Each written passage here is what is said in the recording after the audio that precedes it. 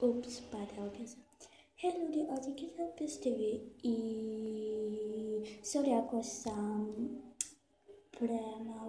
ako se premalo čujem, pošto naravno noć je i moj dragi tata spava i ja ne bih htjela da ga budim, pa ukrala sam mobil i eto. I oprostite što nisam odgovarala na vaš video. I znate, bila sam odsutna na YouTube i ovo su sve obveze za mijenjanje koje bih ja predložila.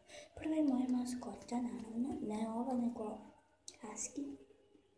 Naravno, za ovog obveza tražim bilo koje, ne, bilo pas mačka, da, samo pas mačka. I sad se pitate zašto nisi ovog uzela svoju maskotu. Pa zato jer želim da se snimaju. I uvek vi prvi šaljite, želim ja da prvi šaljem, pošto ne znam kako se mi. I naravno ovaj obez snimino, samo ovo tu, ne znam šta to radi tu. Možda većina nešto, pa on je drugi. Pa eto ljudi, to su dva obveza za mijenjanje, mislim da ćemo se mijenjati. I naravno ja živim u Bosni, tako da znate moju adresu i bye!